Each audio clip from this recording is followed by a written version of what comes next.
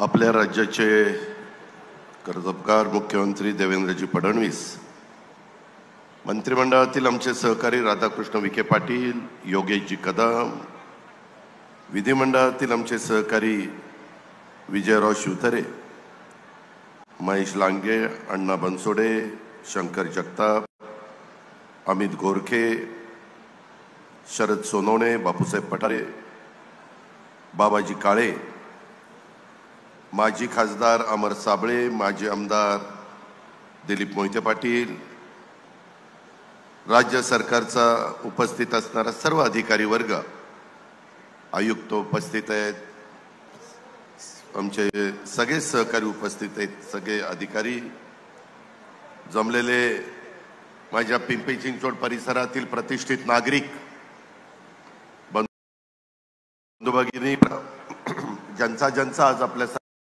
सर्वांच्या साक्षीनं इथं सत्कार करण्यात आला, ते सगळे सत्कार मूर्ती, जमलेल्या लाडक्या बहिणी, विविध राजकीय पक्षाचे उपस्थित असणारे सर्व प्रमुख कार्यकर्ते, महायुतीचे उपस्थित असणारे सर्व कार्यकर्ते, जमलेल्या बंधू भगिनी, मित्रांनो, आज एक आगळा वेगळा कार्यक्रम होतो. बरेच दिवस मी मुख्यमंत्र्यांना सांगत होतो की मुख्यमंत्री महोदय, आम्हाला हे कार्यक्रम घ्यायचे, त्याला वेळ द्या, आणि आज ती वेळ मिळाली. त्यामध्ये पिंपरी चिंचवड पोलीस आयुक्तालयाचं भूमिपूजन, म्हाळुंगे औद्योगिक पोलीस संकुलाचं भूमिपूजन, पोलीस विश्रामगृह देवरोड इमारतीचं भूमिपूजन, पुणे ग्रामीण पोलीस अधीक्षक कार्यालयाचं भूमिपूजन, आणि आपल्या पिंपरी चिंचवड महानगरपालिकेच्या विविध कामांची उद्घाटन आणि भूमिपूजन, लोकार्पण असे एक कार्यक्रम त्या ठिकाणी घेतले. मला पिंपरी चिंचवडकरांना, माझ्या पुणे जिल्ह्याला, पुणे शहराला, महाराष्ट्राला एक गोष्ट लक्षात आणून द्यायची की हे सगळे कार्यक्रम, जवळपास 730 कोटी रुपयाचे कार्यक्रम आज मुख्यमंत्र्यांच्या शुभ हस्ते इथं होत आहे. त्याच्यामध्ये 270 कोटी रुपयाचे 77 कोटी रुपये, एकूण 475 कोटी रुपयाचे कार्यक्रम आपल्या पिंपरी चिंचवड महानगरपालिकेचे आहेत, आणि 180 कोटी रुपयाचं आपण पोलीस आयुक्तालय कार्यालय इथं बांधतोय, जे अतिशय आम्ही सहसा आता अलीकडच्या काळामध्ये ठरवलंय महायुतीनं उद्याची 50 वर्ष डोळ्यासमोर ठेवायची, आणि त्या प्रकारे सगळ्या सुविधा त्या इमारतीमध्ये देण्याचा प्रयत्न करायचा. तोच विचार करून आपण पोलीस आयुक्त कार्यालय 180 कोटीचं, पोलीस अधीक्षक पुणे ग्रामीणचं कार्यालय 62 कोटीचं, हे तर कार्यालय खूप आधी त्याचा प्लॅन तयार केलेला होता, परंतु काही कारणांनी सतत पुढं ते ढकलत गेलं. मी मागे एकनाथरावांना पण म्हणत होतो की एकनाथराव वेळ द्या, परंतु लोकसभा निवडणूक, विधानसभा निवडणूक, आचारसंहिता, त्याच्यामध्ये हे राहून गेलं. आज ही सगळी कामं करत असताना मला मुख्यमंत्र्यांना सांगायचं की आम्ही आयडिया कॉम्पिटिशन लावतो, आम्ही कुणालाही काम देत नाही. त्या आयडिया कॉम्पिटिशनमध्ये आता विजयराव मला तेच म्हणत होते की दादा, उद्याची काही वर्ष डोळ्यासमोर ठेवून इमारती झाल्या पाहिजेत, आणि त्या प्रकारे आपण आयडिया कॉम्पिटिशन घेऊ. चांगल्याचा चांगला प्लॅन. आताही बघत असताना मला 1-2 प्लॅन जरा खराब वाटले. मी मुख्यमंत्र्यांच्या देखत सांगितलं की त्याचं एलिव्हेशन आपण जरा वेगळ्या पद्धतीचं करूया, विशेषतः देवरोड पोलीस ठाणे परिसरात जे विश्रामगृह आपण करू पाहतोय ते, कारण सरकारची ती इमारत आहे. सर्वसामान्य माणूस तिथं भेट द्यायला येत असतो, प्रश्न सोडून घ्यायला येत असतो. कॉर्पोरेशनच्या इमारती असतात, आणि लोकांनाही वाटल्यानंतर तिथं समाधान वाटलं पाहिजे, अधिकाऱ्यांना, कर्मचाऱ्यांना एक उत्साह आला पाहिजे की आपण इथं बसून, किंवा आमच्या पदाधिकाऱ्यांना पण एक समाधान वाटलं पाहिजे की आम्ही इथं बसून काम करतोय. आता काहीतरी ऑडिटोरियम, काही त्याच्यातली सभागृह, विशेषतः कॉन्फरन्स हॉल, हे चौबे तुम्ही दाखवले. आमच्या मुख्यमंत्र्यांचा कॉन्फरन्स हॉल का चांगला नाही, एवढा तुमचा चांगला आहे. मी आता सीएम साहेबांना बोलत होतो, पण तिथं आम्हाला जागेचा जरा प्रॉब्लेम आलाय, आणि त्याच्यामुळे तिथं थोडी अडचण आम्हाला निर्माण झालेली. आज मला या निमित्तानं महाराष्ट्राला, पुणे जिल्ह्याला, दोन्ही शहरांना आणि मुख्यमंत्र्यांच्या पण लक्षात आणून द्यायचं आहे की सारथीचं काम आम्ही पूर्ण केलं आहे. 87 कोटी रुपयाची इमारत अतिशय दिमागदार अशा पद्धतीनं आम्ही पुण्यामध्ये केलेली आहे. शिक्षण भवनचं 90 कोटीचं काम, त्याच्याच मागं ती एक इमारत आपण करतोय. कृषी भवनचं 250 कोटी रुपयाचं काम ॲग्रिकल्चर कॉलेजच्या परिसरामध्ये आम्ही करतोय. नोंदणी भवनचं काम आमच्या विभागीय कार्यालयाच्या अपोजिट जवळपास ते काम उरकत आलेलं आहे. झाल्यानंतर तुमची तारीख त्याला लागेल. कामगार भवन, इतकी दुरावस्था होती की आम्हालाच वाईट वाटायचं, परंतु कामगार भवनची 82 कोटी रुपयाची वास्तू ही आपण सुरू केलेली आहे. जमावबंदी आयुक्तालय 70 कोटीचं ते काम आपलं चालू आहे. सहकार आणि पणन भवन 108 कोटीचं, जिथं आमचं साखर संकुल आहे त्याच ठिकाणी आम्ही जागा निवडली आणि जागा निवडत असताना पुरेपूर त्या जागेचा फायदा कसा होईल. आज करोड रुपयाच्या जागा आहेत. आज त्याची किंमत आपण सांगू शकत नाही, इतक्या महागाच्या जागा आहेत. आणि त्याच्यामुळे जागेचा पुरेपूर वापर करून तिथलं पार्किंग, तिथलं लँडस्केपिंग, तिथलं इमारत, तिथलं व्हेंटिलेशन, तिथलं सूर्यप्रकाश कसा आत येईल, तिथं जास्तीत जास्त सनलाईटचा उपयोग आपल्याला कसा करता येईल, ग्रीन बिल्डिंग आपल्याला कशी करता येईल, त्याच पद्धतीनं आम्ही पिंपरी चिंचवड न्यायालयाची पण आत्ता मी तुम्हाला इमारत दाखवली, 120 कोटीची इमारत आपण करू पाहतोय. येरवडा न्यायालयाची 134 कोटीची इमारत आपण करू पाहतोय. येरवडा तसंच रुग्णालय येरवड्याचं एवढी वाईट अवस्था आहे की आम्ही गेल्यानंतर आम्हालाच कळलं की आपण त्या मनोरुग्ण असणाऱ्या लोकांना कुठं ठेवतोय, काय आपल्याला अधिकार आहे. ती 132 कोटीची आता फार चांगली वास्तू, त्याच्यात खूप काही नियम आहेत की जास्त मजली नसल्या पाहिजे, ग्राउंड फ्लोअरच असले पाहिजे, त्या सगळ्याचा विचार करून आम्ही ते करतोय. त्याच्यामध्ये पोलीस आयुक्तालय पुण्याचं 200 कोटी रुपयाचं अतिशय सुंदर अशा प्रकारचं पोलीस आयुक्तालय आणि त्याच्याजवळच सामाजिक आयुक्तालय पण 230 कोटीचा त्याचाही प्लॅन झालेला आहे. तो मंजुरी करता आता मंत्रालयामध्ये पाठवलेला आहे. मध्यवर्ती प्रशासकीय इमारत आहे ती आम्हाला कमी पडते म्हणून 96 कोटीची आम्ही ती येरवड्याला करतोय. सारथी प्रादेशिक कार्यालय 154 कोटी, त्याच्यात वसतिगृह आणि ग्रंथालय याचा समावेश आहे. आणि बालेवाडीला ऑलिम्पिक भवन 72 कोटी रुपयाचं.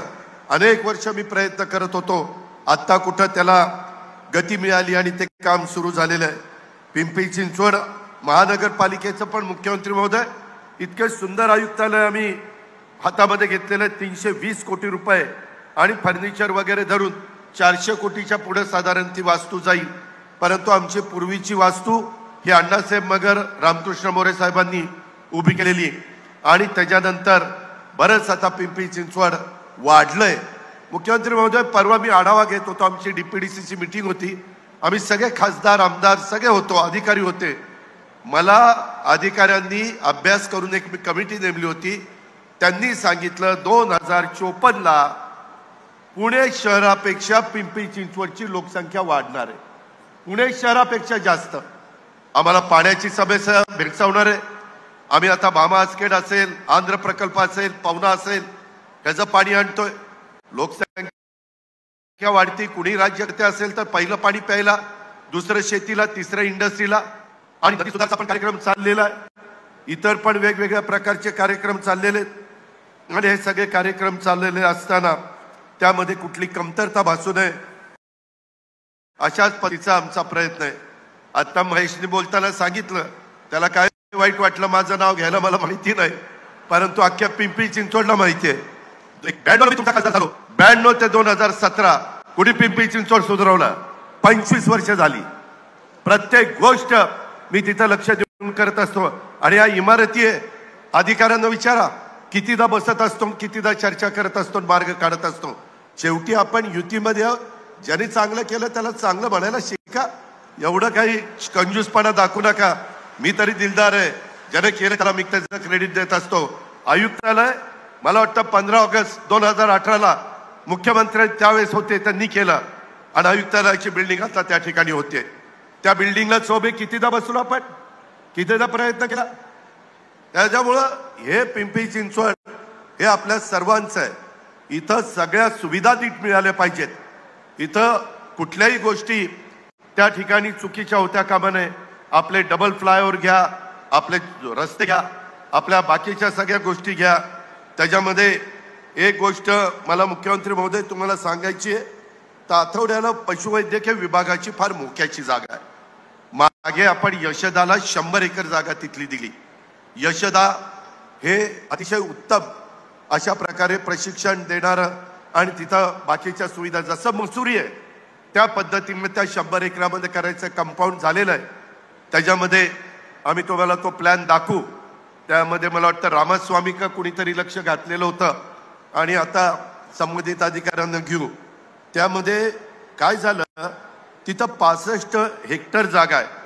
त्यामध्ये पोलीस आयुक्ताला 20 हेक्टर जागा द्यायला पाहिजे, म्हणजे 50 एकर. त्यांचं परेड, त्यांचा 400चा ट्रॅक वगैरे वगैरे ज्या काही सुविधा चोब्यांच्या लागतायत त्या, म्हणजे डिपार्टमेंटला लागतायत त्या. झालं काय, त्यावेळेस विखे पाटील पण इथं आहे, ते महसूल मंत्री होते.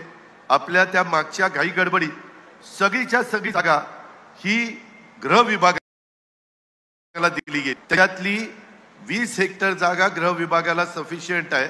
आपण काही ठिकाणी मुख्यमंत्री महोदय आता थोडंसं टॉवर तिथं करायचा प्रयत्न करू, म्हणजे त्याच्यामध्ये बसक्या आता इमारती करून आपल्याला चालणार नाही. आपल्याला त्याच्यामध्ये कमीत कमी जागेमध्ये इमारती आता बांधाव्या लागणार आहेत. आम्हाला 20 हेक्टर जागा तुम्ही म्हणजे पोलीस आयुक्तालयाला द्या आणि PCMCच्या करता आम्हाला 45 हेक्टर जागा पाहिजे. कशाला पाहिजे? बायोडायव्हर्सिटी पार्क आम्हाला 20 हेक्टरमध्ये करायचं आहे. कारण एवढं मोठं शहर वाढलंय, त्याच्याकरता एक चांगलं पार्क असावं. STP तो आम्हाला नदीच्या शेजारी 3 हेक्टर 7.5 एकर जागा पाहिजे. पाणी पुरवठ्याच्या करता ESR हा 1 हेक्टर आम्हाला करायचा आहे. फायर स्टेशन, एवढं मोठं शहर वाढत असताना आता टॉवर इथं व्हायला लागलेले, म्हणून अजून एक फायर स्टेशन त्या बाजूला आम्हाला करायचं आहे. प्राथमिक आणि माध्यमिक शाळा 2 हेक्टरमध्ये आम्हाला करायची. फायरला 5 एकर लागणार आहे, प्राथमिक आणि माध्यमिक शाळेला 5 एकर लागणार आहे. दवाखाना 7.5 एकरात आम्हाला करायचा आहे.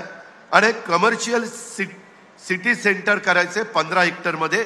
अशा पद्धतीनं मुख्यमंत्री महोदय जागा ती पाहिजे. वाटल्यास एकदा तुमच्या स्तरावर पोलीस खात्यालाही बोलवा, शेखर सिंग आणि त्यांनाही बोलवा.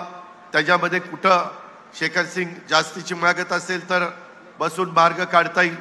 पण ही जागा आता तेवढीच मोक्याची राहिलेली आहे, कारण तातवडे आम्ही उशिरा कॉर्पोरेशनमध्ये घेतलं, त्याच्यामुळे ती जागा राहिली आहे. तिथं टॉवर लाईन पण गेलेली आहे. पण हे मात्र जागेच्या बद्दल आपण पिंपरी चिंचवड आणि पुण्याला सगळ्यांनाच मदत होण्याच्या करता सहकार्य केलं पाहिजे. त्याचबरोबर पुरंदर विमानतळ आता येतानाच शॉपरमध्ये तुम्ही मी आपले विखे पाटील साहेब असताना विजय शिवतरे इथं आहेत. परवा माझंही त्यांचं बोलणं झालं की जे त्यांना त्या डिपार्टमेंटला योग्य साईट आहे तिथं पुरंदरला विमानतळ करा. कदाचित थोडासा नाराजी घ्यावी लागेल, कारण लोकांना सगळ्यांना वाटतं सुंदर इमारती असाव्यात, रस्ते असावेत, सगळं काही असावं, पण हे नसावं, म्हणजे आपली जागा नसावी. आम्ही मोबदला चांगला देऊ. मुख्यमंत्र्यांनी समृद्धी महामार्ग करत असताना मी त्यावेळेस विरोधी पक्षात होतो. मला लोकांनी सांगितलं आपल्याला विरोध करायचा. आम्ही भले मोठे पवार साहेबांच्या नेतृत्वाखाली विरोध करायचं ठरवलं आणि मुख्यमंत्र्यांनी काय केलं? रेडी रेकनरच्या 4 पट दर लावला. रेडी रेकनरच्या 4 पट, बरोबर का? 5 पट, 5 पट झाले. आमच्याकडे जे आले होते ते सगळे पळून गेले. ते म्हणले आता नाही, तुमची गरज नाही, आम्हाला पैसे खूप मिळतात, आम्ही चाललो तिकडे. म्हणजे तिकडे जाऊन त्यांनी पैसे घेतले. सांगायचं तात्पर्य, हे राज्य सरकार चांद्यापासून बांध्यापर्यंत कामं करत असताना माझ्या शेतकऱ्याला, माझ्या कष्टकऱ्याला वाऱ्यावर सोडलं जात नाही. कुठं अडचण आली तर सांगा. हे आपलं सरकार आहे, हे शेतकऱ्यांचं कष्टकऱ्यांचं सरकार आहे, हे तुमचं आमचं सरकार आहे. त्याच्यामुळं तिथं मुख्यमंत्री, दोन्ही उपमुख्यमंत्री, मंत्रिमंडळ लक्ष घालेल आणि आपल्याला निश्चितपणे एक व्यावहारिक मार्ग काढून त्या बाबतीमध्ये देईल. ही पण विश्वास आणि खात्री मी आपल्या सर्व सहकार्यांना देतो. जेवढं पुण्याचं विमानतळ लांबेल तेवढं पुणे आणि पिंपरी चिंचवडच्या विकासाला मर्यादा येत आहे. 24 तास आपलं विमानतळ चालत नाही. आपल्याला 2 धावपट्ट्या पाहिजेत. एक त्या ठिकाणी लँडिंग आणि त्या बाबतीमध्ये वेगवेगळ्या टेक ऑफला एक अशा पद्धतीनं केल्याशिवाय गत्यंतर नाही. आता नव्या मुंबईचं विमानतळ होत आलेलं आहे. बाकीकडे पण मुख्यमंत्र्यांनी लक्ष घातलेलं आहे. आम्ही अनेक ठिकाणी नाईट लँडिंग करतोय, त्याची पण नोंद आपण सगळ्यांनी घ्यावी. प्राधिकरण ते डांगे चौक रोड हा 45 मीटरचा एक खूप जुनी मागणी आहे. शंकरनी पण मला आता चिठ्ठी दिलेली आहे. त्याच्यामध्ये अतिक्रमण असली तर शेखर सिंग काढावी लागतील. त्यामध्ये थोडंसं वाईटपणा घ्यावा लागेल. मला जुना पुणे मुंबई रस्ता रुंद करताना खूप वाईटपणा घ्यावा लागला. तुम्हाला आठवत आहे का? माऊली लांडगेंचं घर रस्त्याच्या जवळ होतं, आपलं काढलं ना. आमदाराचं घर काढायला आपण मागं पुढे बघितलं नाही का? तर रस्त्याची रुंदी जास्त पाहिजे होती. मेट्रोच्या मध्ये मुख्यमंत्र्यांनी आम्ही लक्ष घातलंय. आपल्या मेट्रोच्या बद्दल पण आता निगडीपर्यंत आपण येतो. मध्ये काहीतरी अण्णांनी अजून एक स्टेशन घ्यायला सांगितलं, ते पण हर्डीकरला घ्यायला सांगितलेलं आहे. मुख्यमंत्री महोदय, परवा आम्ही बसलो होतो. आम्हाला PMPML ला बसेस कमी पडतायत. PMRDA ला 250 कोटी रुपये आम्ही बसेस करता द्यायला सांगितलेत. तुम्ही आता मीटिंग घेताय. 500 बसेस PMRDA देईल आणि मग बाकीच्या 40% आमच्या PCMC आणि 60% PMC असं तो रेशिओ आहे. पूर्वीची PMT आणि आपली PCMT असं ते कंपनी केलेली आहे. त्याही संदर्भात जोपर्यंत पब्लिक सर्व्हिस ट्रान्सपोर्ट चांगलं होत नाही तोपर्यंत वाहतुकीची कोंडी सोडवणं अडचणीचं आहे. आता रिंग रोडचं काम लवकरच मुख्यमंत्र्यांनी वेळ दिल्यानंतर त्याचं भूमिपूजन होईल. पुणे पिंपरी चिंचवडला खूप मोठा रिंग रोड आपण करतोय. त्याच्यानंतर PMRDAचा एक रिंग रोड आपल्याला करायचा आहे. ह्या पद्धतीनं आपल्याला वाहतुकीच्या कोंडी सोडवायच्या, याची पण नोंद माझ्या दोन्ही शहरांनी आणि महानगर आपल्या जिल्ह्यांनी घ्यावी. एक मी आपल्याला CM साहेबांच्या देखत सांगतो. आता मला योगेश पण सांगत होता, कुणीतरी बातम्या उठवतो. आता 26 जानेवारीला 21 जिल्हे जाहीर केले जाणार. एकही जिल्हा जाहीर केला जाणार नाही. सध्या आहे ते व्यवस्थित चाललेलं आहे. ज्यावेळेस वाटेल त्यावेळेस सरकार निर्णय घेईल. परंतु उगीचच कुठल्या तरी बातम्या देऊ नका. काही बातम्या देतात. परवा काही बातमी दिली, अरे एकनाथराव शिंदेंनी घर खाली केलं तर मुख्यमंत्री तिथं जात नाहीत वर्षावर. त्यांना काय घेणे देणे मुख्यमंत्री कधी जायचं कधी नाही ते.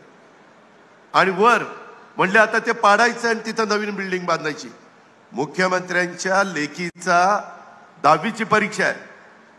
ती एकुलती एक असल्यामुळे ती म्हणेल ते मुख्यमंत्र्यांना ऐकावं लागतं असली कामं. त्याच्यामुळे ती म्हणाली की बाबा माझी परीक्षा झाल्यावर आपण वर्षावर जाऊ. TV चॅनलवाले रोज कोणतरी सकाळी भोंगा वाजतो आणि मग ते सांगतात आता असं होणार, आता तसं होणार. आता हे तिथं अमकं काय पुरलंय, आमची शिंगा पुरली काय. अरे राज्याचं हित कशात आहे ते बघा ना. राज्याचं भलं कशात आहे. परवा डावोसला जाऊन मुख्यमंत्र्यांनी 16 लाख कोटी रुपयाची गुंतवणूक आपल्या राज्यात ते आणतायत. तरुणींना काम देण्याच्या करता ते प्रयत्न करतायत. आम्ही सगळेजण त्या ठिकाणी साथ देतोय. आणि काहीतरी अशा बातम्या लावायच्या आणि मग त्या बातमीदाराला विचारलं का रे अशी बातमी लावली. दादा त्याच्याशिवाय आम्हाला TRP मिळत नाही. अरे तुझा TRP मिळायला वर्षा कशाला पाहिजे, ही कुठली पद्धत. त्याच्यावर जनतेहो ह्या पण गोष्टीकडे तुम्ही जरा लक्ष ठेवा. मला जाता एक गोष्ट, कार्यक्रम चांगला आहे, सगळं चांगलं आहे. परंतु मुख्यमंत्री महोदय काय होतंय, आपण एवढी मुभा देता. आत्ताच माझ्या देखत तुम्ही योगेशला सांगितलं दोन्ही राज्यमंत्र्यांना तुम्ही सगळे हिअरिंग वगैरेचे अधिकार दिले. तुम्ही मनाचे मोठे आहात. चौबे तुम्हाला, पंकज देशमुखला आणि आमच्या पुण्याच्या CPला मी सांगत असतो, आमचा राजकीय हस्तक्षेप आहे का? अजिबात नाही. तरी काल 5 फेब्रुवारीला बिव्वेवाडीमध्ये 25 गाड्या फोडल्या आणि त्यापैकी 6 मोटरसायकली, 15 गाड्या, 4 ऑटो रिक्षा. काय म्हणजे का होतंय असं? कोयता गँग, अरे कुठला कोयता काढला आणि कुठली गँग काढली? अहो त्यांचा बंदोबस्त करा ना, मकोका लावा, काय करायचं ते करा. तुम्हाला एवढी मुभा मी मुख्यमंत्र्याच्या देखत सांगतोय. कायदा एवढ्या इमारती 200, 100, 150 अशा इमारती कधी तुम्हाला वाहन कमी पडून दिला? 50-50, 60-60 कोटी रुपये डीपीडीसी मध्ये आम्ही तुम्हाला देतो, सगळ्या जिल्ह्यामध्ये तुम्हाला देतो, गाड्या तुम्हाला देतात. आता परवा मला पंकज देशमुख सांगत होते की दादा आम्हाला त्या ठिकाणी अडचण येते आणि मोठ्या प्रमाणावर वेगवेगळ्या भागामध्ये ग्रामीण भागात विशेषतः अँटी ड्रोन गन पाहिजे. 38 लाखाचे अँटी ड्रोन गन दिली की नाही का? तर आमच्या ग्रामीण भागात ते आमचे लोक घाबरतात किंवा काय कुणी रात्रीचा आमच्यावर देखरेख करते का, चोऱ्या करायच्यात का? आता ते पाडायला देखील ड्रोन दिलेली आहे, त्याच्यामध्ये नाही अँटी ड्रोन गन दिलेली आहे. जे जे पाहिजे ते राज्य सरकार द्यायला तयार आहे. 5 फेब्रुवारीला ते झालं, 3 लोक पकडली. 6 फेब्रुवारीला येरवड्या येथे 15 गाड्या फोडल्या, म्हणजे काल 12 ऑटो रिक्षा, 2 मोटरसायकल, 1 JCB. आता त्या ऑटो रिक्षाचं दिवसभर रिक्षा चालली तर त्याचं पोट भरतंय, त्यांनी काय करायचं? हे येरवड्याला झालंय, 1 आरोपी पकडला. अहो दिंड काढा, त्याची अशी दिंड काढा की सगळ्या जगाला कळलं पाहिजे की चुकल्यानंतर कायदा किती श्रेष्ठ आहे, कोण मोठ्या बापाचा नाही कोण छोट्या बापाचा नाही. या पद्धतीनं चाललं पाहिजे. खरं तर इथं CP पुण्याचे पाहिजे होते, मी CPंना पण ऐकवलं असतं. यामध्ये कुठल्याही परिस्थितीत या गोष्टी होता कामा नये अशा प्रकारची माझं त्या सर्वांना सांगणं आहे आणि मुख्यमंत्र्यांची पण तशाच पद्धतीची अपेक्षा आहे. आज एक माझ्या पिंपरी चिंचवड आणि जिल्ह्याच्या दृष्टीने फार महत्त्वाचा कार्यक्रम होता. मुख्यमंत्र्यांची कालपासून थोडी तब्येत नरम आहे, परंतु ह्या कार्यक्रमाला यायचं म्हणून आले. येताना एक ह्याचं पण 2 कारखान्याचे पण उद्घाटन, आत्ता मी आईस्क्रीमचा कारखाना त्याचं एक उद्घाटन केलं, कोरियाची कंपनी आहे, आणि आत्ता एक निभ्यांच्या कारखान्याच्या ह्याला जायचं आहे. सांगायचं तात्पर्य की तुम्ही चुकीचं वागू नका. अनधिकृत कामाचं कुणी त्या बाबतीमध्ये आम्हाला हे तुम्ही दुर्लक्ष करा असं सांगू नका. आपल्याला आपलं पिंपरी चिंचवड जर 2054ला पुणे शहरापेक्षा जास्त लोकसंख्या होणार असेल तर त्यावेळेच्या राज्यकर्त्यांना सगळी टाटाची धरणं आपल्याला प्यायला पाण्याकरता घ्यावी लागतील. आपलं शेतीचं पाणी कमी पडेल. शेवटी शेतकरी पण आपला आहे, जनता पण आपली आहे. मार्ग तर आपल्याला काढावाच लागेल. कदाचित काही बाबतीमध्ये समुद्राचं खारं पाणी हे पिण्यायोग्य करून जे दुबईला करतात तसंही आपल्याला महाराष्ट्रात काही भागामध्ये करायला लागलं त्यावेळेस तर आश्चर्य वाटून देऊ नका. काळानुरूप बदलावं लागतं, काळानुरूप निर्णय घ्यावे लागतात, कठोर भूमिका घ्यावी लागते. राज्य सरकारला प्रचंड बहुमत तुम्ही दिलेलं आहे. एवढं प्रचंड बहुमतानी कधी आजपर्यंत सरकार कोणाचं आलेलं नव्हतं. ज्या 237 आमदारांच्या पाठिंब्याने आलेले आहे. आम्ही आमच्या कामामध्ये कुठं कुचराई होऊन देणार नाही, परंतु आपण पण नियम, संविधान आणि घटना ह्याच्या बाहेर जाण्याचा प्रयत्न अजिबात कुठल्याही व्यक्तीने करता कामा नये. कुठल्याही राजकीय पक्षाचा तो असू, पुण्याच्या जवळचा लांबचा असू, हे अजिबात होता कामा नये. आणि चोबे आत्ता ते बिबवेवाडी येरवड्यातच चाललंय, पिंपरी चिंचवडमध्ये तर अजिबात होता कामा नये. नाहीतर ही सगळी कामं बंद करून टाकू. कशाला पाहिजे मग तुम्हाला असल्या इमारती? तर त्याची नोंद घ्या. आणि या सगळ्या कामाला मुख्यमंत्र्यांच्या साक्षीनं सांगतो, वित्तमंत्री या नात्याने निधी कमी पडू देणार नाही हा शब्द देतो आणि आपली रजा घेतो. जय हिंद, जय महाराष्ट्र.